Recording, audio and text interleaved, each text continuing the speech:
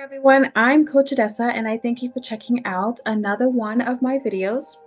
If this is your first time, I hope to leave you with something meaningful. This is where I love to speak about how to prevent or resolve just about any conflict, especially relationships. I believe that no matter what kind of relationship you're in, you can prevent toxic relationships just by knowing when and how to respond, not react. Today's truth speaking is on a very common conflict in relationships where one partner feels like the other is not showing or talking about their feelings enough for them to be able to be supportive and understanding. So let's work through this conflict scenario. When you feel unhappy, hurt, or bothered because you have a personal desire for them to agree to talk about feelings and emotions, you need to be responsive to that from the beginning by confirming vulnerability. This means to question and confirm their comfort with being vulnerable. It really is that simple. I know it falls under easier said than done, but trust me, it's that simple. You'd have to live it to believe it, but it is that simple. When they resist or reject being vulnerable because they consider it to mean weakness or too feminine or raised to not talk about feelings or any other explanation, they are giving you something to know about them. They are revealing that they would prefer to keep personal struggles, insecurities, or emotional challenges to themselves. So let me be the translator I am and help make sense of this. Listen to them through their words and their actions. There are no keys to that lock, and you would not have the right or ability to pick it.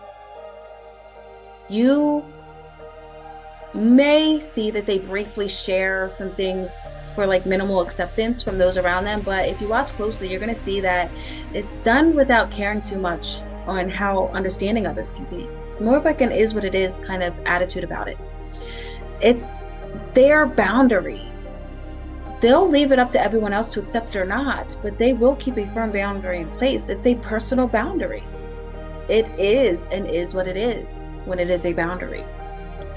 There's your answer that you receive from that question, your insight, that deep understanding of the person that is in front of you. It's best to get that up front. We'll talk about that another time, but prevention includes what's done proactively and not just in the moment of conflict. You'd know for sure that they'd likely struggle, to be emotionally available, and that they may even have some narcissistic tendencies, especially if there's a risk or guarantee of situations where you or others could expect them to give more than they'd be willing or able to give. So if you were to choose to build a relationship of any type with them, you'd be accepting them for who and where they are without expecting anything more than they've shown you they'd be willing and able to give. And while you might think you have a right to have more expectations, it's pretty unreasonable and unrealistic. And the reason is because you have to accept it. You have to accept them for who and where they are without expecting more. You can think that there's more inside of them. You can say you're seeing the good in people or giving them a benefit of the doubt, but it's not a doubt they spoke to you. It's a boundary they spoke to you. You would be doubting that their boundary is even true or exist or can't be lifted. That's your personal doubt. But the truth be told is that you can't see something in them that they did not show to you. You are choosing self-sabotage if that is the case, where you welcome the risk of a toxic relationship from your belief that you could change circumstances that don't belong to you. That's why people get tired of trying. It's from that burnout, from trying to fix or change someone else's circumstances. And if you feel like you're somebody that does, I do struggle with self-sabotage. It's one of my greatest battles. It's something I have an internal war with all the time. Then feel free to reach out. I'd love to support you. If you need some advice or some guidance or, some hands-on coaching, I got you. Trust me, it is very challenging to break pattern behaviors without direct support. But I won't ramble on now. Let me sum this up with the hard truths. Let's sum up those hard truths.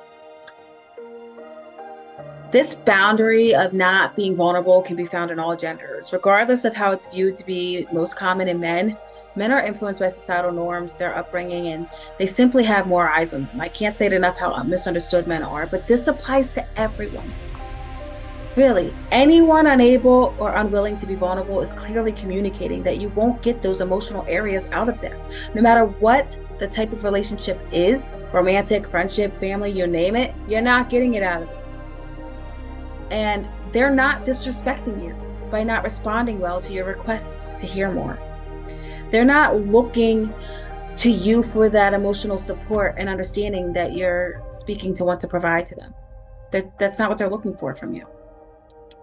So in this moment, eye opener wise, if this is unsettling for you, it's in your best interest to not resist or redefine the truth. So that could be part of what's unsettling with you. But more realistically, it's likely unsettling because life is showing you that they don't meet your standards. This person does not meet your standards, or that you would prefer to have this type of relationship with those who can. Attempting to change them would actually be a violation of their personal boundary, and not accepting of their answer, whether it was given to you verbally or non-verbally through their actions. It's the reality of the situation. It's who and how and where they are in life. Getting people's pleasing words, they can people please you all they want, just from them wanting you to accept it for what it is, and then wanting you to stay with them. But that does not mean that anything is actually keeping you tied to an unpleasant or unsatisfying relationship. It just means that they are trying to convince you to stick around and stay with them for who and how they are. The rope and chain would be from the belief of being able to change something to be what you wanted, instead of accepting it wasn't what you wanted. Or you could be placing blinders up. That's where the love is blind comes into play. Placing those blinders up of trying to see what you can find to love, despite not being able to love the whole person because you're seeing the stuff that you're unhappy with. We're not meant to attempt to change others or have those uncalled for obligations, and we are certainly not meant to have these conditions that we place on things. True love, real love, genuine love is unconditional love. We're only able to pursue changes for ourselves and can recognize who's meant to be in our lives for a reason, a season, or a lifetime. If we're not recognizing that, we have our own challenges to be working on. But there is actually only a percentage of people that are meant to be in our lives forever. Others serve their reason. Their purpose is coming to an end, or has been ended for a long time. We weren't seeing it. It's because these life experiences are what helps us. It's not just about living and learning. Learn your lessons. Yes, that's a big part, and you will hear me preach that. But it's more than that. It's that these life experiences are what helps us discover more of ourselves. We're discovering our own boundaries. It's helping us see what we do and do not want in a relationship. It's helping us get to know ourselves. It's helping us to know what we want to experience more or less of in our lives. So really, it's important to consider to stop tying yourself up through this self-sabotage or your own personal deflection, whether that's to do with this relationship or just other parts of your life. Just stop it. Practice the value of acceptance. You accept that you will not be hearing those personal challenges and struggles, thoughts and feelings, and that you can respect their boundaries as you grow forward in the relationship. You don't have to fall victim to the false perception of those reasonable accommodations. That's what relationships are about. Don't follow that. That's such false. Don't fall for it. That's what creates the uncalled for conditional perspectives. We don't want that. But if you cannot accept them for who, how, and where they are, then you are personally responsible to accept that this relationship was not what you are looking for in life. And that you accept that it is time for the relationship to come to an end, and that you accept that if they are just people pleasing you and not wanting you to make that hard decision of letting the relationship come to an end, that you have no alternatives. You accept that you must be the one that takes the initiative for the relationship to come to an end. It's in your hands because they are resisting letting go. So you would need to take the initiative to let go instead of joining their resistance.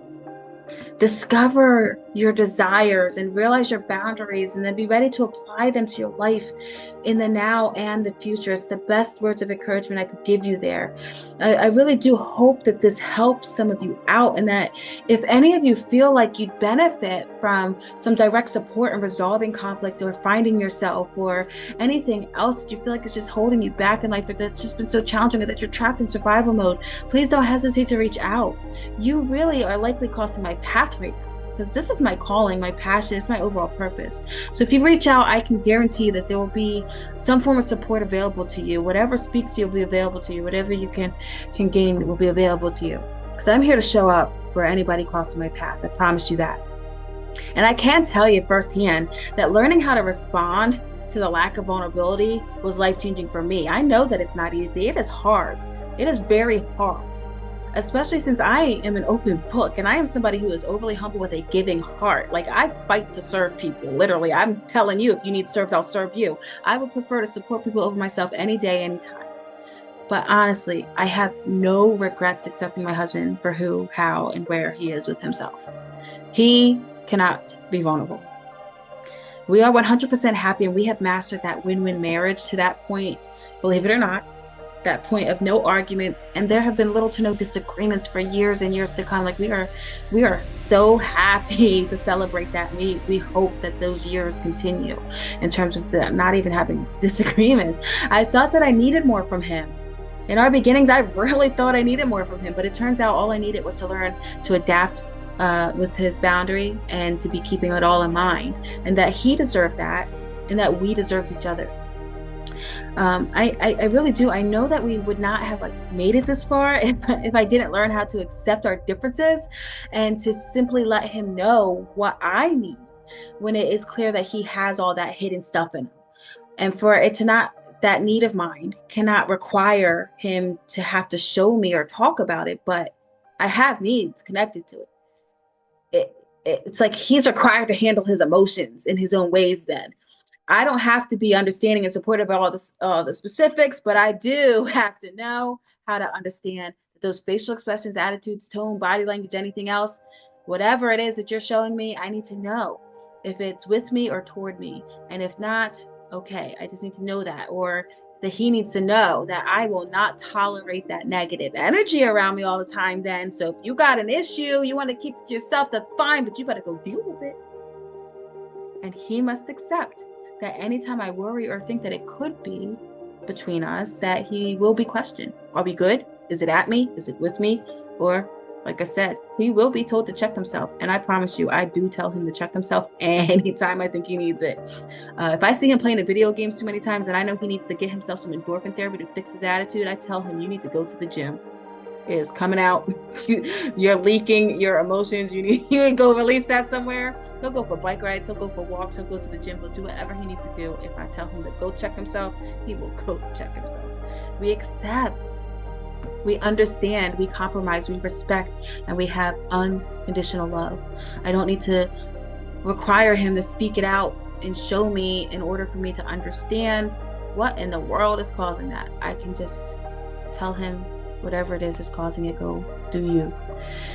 If he would not have been able to meet my boundaries, though, connected to my values that I can't sacrifice, like reciprocity, mutual respect, compassion, personal responsibility, all those types of things, I would have had to accept that we were not destined to be together, like seriously. Because coming into the relationship, I know I gave specific examples of all the choices and what it could say here and how there are options. Like, it's up to you. You got the free will. You want to be together, be together. This is what it can look like. But I couldn't be with him if he couldn't, because I said I was done. Both of us have backgrounds with nothing but toxic relationships before each other. I was done with toxic relationships. Like he knew that. Like, I'm not going to be in toxic relationships anymore. So if it was going to stay at risk of or be toxic, we wouldn't be together. So prior to premarital counseling, we had only known what we were taught growing up, and trying to teach ourselves along the way was not necessarily going very well. We just knew what we were done with, but didn't necessarily know how to make sure it didn't continue in life. So we were reactive with each other. Were we abusive? No, but we were reactive with each other. I remember a game-changing moment. We walked into one of our last counseling sessions and we were informed that we would be part of the determination. So it would be determining whether they were in agreement with our marriage. If there were any significant red flags, then they would not proceed as our officiant. We were terrified that we were going to have red flags. We were informed that it's time to openly discuss conflicts that we knew that we had to work through in our relationship. And however this discussion would go would determine whether or not we're approved. And so that moment that she released a question for a response, Juan word vomited in these eye semen, was speaking all of his flaws and faults the way he saw it. He went on for like 20 minutes and then like his eyes started to fill with tears. He started to change the way he was breathing. So Miss Deborah turned it to me, take the spotlight off of him, give him a time that she told him, just breathe, pull yourself together, it's all good. She didn't use that word exactly like that, but she was putting on me, my turn. What did you hear? I released my tears like immediately, and I said something along the lines like, I don't want him to feel blame or shame. I never wish to make him feel that way. I hear that he feels responsible for all of our conflict, but it takes two people. There's no way he's responsible without me. And that he might not be enough for me. How can he feel that way? Because he can't give me more of what I'm looking for. Like I could not believe how he was feeling. I never knew he was feeling that way. It was it really was painful for me to see that, hear that. And in that moment I realized, like, all of our conflict. Wow, he's not reacting to my questions and he's not treating me that way. I'm receiving his attitude, and his attitude is towards vulnerability, not me. I would then, oh my goodness, I was worrying because like it was always like looking like the men before him. He's got to pay for the men before him. Oh my gosh, he's getting punished for the men before him. We talked through how we both felt the same. Like throughout the discussion, we were realizing, wow, we feel the same way. Our conflicts were misunderstandings. Wow, our escalations were because it was too familiar to our traumatic backgrounds. Wow, it's because we're punishing each other for everything before each other. Oh my gosh, we had to hear that, and we had to understand each other. And then we had to know how to keep understanding each other. So she took us into asking, like, I was asked if I could accept he cannot be vulnerable with me. And he was asked, can he accept that I will stay vulnerable with him, even though he cannot be vulnerable with me? We were guided. We guided through like a 30-minute discussion, really wavering it out, like what we can and will accept, how we know we can and will accept it. Is it true? Are we sure? And what it will look like. If we can't describe that, are we sure? Like, we had to do all that. So, and it was like a really good, like, thorough discussion. We returned 2 weeks later, still terrified. It was our last official session, and we were worried. We were worried that we were not going to be approved. What will we do if we are told that they are not comfortable officiating us? And we were so worried because we did not have a conflict that was big enough to report. Oh my gosh, what are we going to tell her? What is she going to ask us? We don't know. We're walking in just completely terrified. And we were immediately approved after such a brief check-in, because we were praised for showing the evidence of immediately putting into practice what we were receiving to be mindful of, towards empathy, towards understanding, towards acceptance, and that dedication, and that she was impressed. She told us that we are two bipolar individuals with trauma backgrounds that meet all of the criteria for at risk, and that we were showing amazing signs that what is commonly known with stigma and stereotypes proved to not really look like it's going to apply to us. She felt in her heart that we were going to be one of the differences, the unique ones. We left there feeling so reassured and empowered. And on our wedding day, we said, I will, which is different than the more common I do, which is a part of what was explained to us in our premarital counseling. We saw that as beautifully ironic. Like, we entered our marriage committed to being responsive, what we will do and what we will become, not just what we do. And it just meant more to us than anybody knows until now that I'm speaking it out loud. I'll try to hold in my emotions because, like I said, 9 years, we're going to go into this year being all excited to finish this decade and look forward to the decades to come. We entered our marriage just so committed to the will be. We promised each other we would apply everything we took away from premarital counseling, especially the key words of encouragement, to learn how to communicate in the way we can hear one another, with no requirements for the other person to speak the way that we would ourselves, but instead accepting that they will speak the way that they can speak. They will speak the way that is best for them, and we are responsible to give effort to hearing them and understanding them in their language, not our own. We are listening to them speaking, and vice versa. And how important it is to be responsive, not reactive, because reactiveness can lead to a toxic relationship and a risk of divorce and just overall unhappiness to be so reactive. As you know, that spoke to me. I practice it all over life. Our responsiveness is what allowed us to find our way. It is what allowed us to be writing our own story in life. It is what led to us having these 9 years and counting in nearly conflict-free marriage, and for our officiant to have the pride she deserves, and us being one of her success stories, showing that she was truly able to be heard for her words of encouragement, and to be able to see that we have achieved and maintained and hope to continue for a lifetime to will be maintaining or a more ideal win-win marriage. We are sharing this story, and my whole purpose of talking about this conflict and any conflict is that we want people to have happiness. We want people to have more proactiveness, more responsiveness, more productivity in a relationship. We were surrounded by toxic relationships. We have continued to be surrounded by people in toxic relationships. We have a very small amount of people to be connected with that are happy and healthy. And we just want other people to have this type of support because we don't know who and where we would be if we did not have the support of premarital counseling to help us see and hear things that we needed to. And so, again, I hope I've reached the right people at the right times in the right ways. I am rooting for everyone in the shadows. And if you would like, please feel free to comment your own personal story, whether it's in agreement or in disagreement, or you're just looking to share it and have some support. I'd be more than happy to reply to your comments and provide some support for free right away. Well, not saying immediately. I mean, like, I'm not going to put you on a waiting list to hear back. As soon as I have the availability, I'm going to get back to you. And even if you'd like to disagree and speak it out, go ahead. I am not somebody that sees it as confrontational. I'm very open-minded, judgment-free, and I would love to be able to hear other perspectives. And even challenging it helps other people because if there's certain challenges, it could just be that this specific scenario doesn't apply to you, but the what you are challenging shows a different scenario, and I could pop in with different advice for that particular conflict on how to resolve it or how to prevent it by being responsive, not reactive. So thank you again for this moment of being with me, and I look forward to the days to come, one moment at a time, one person at a time, and anyone. Bye for now.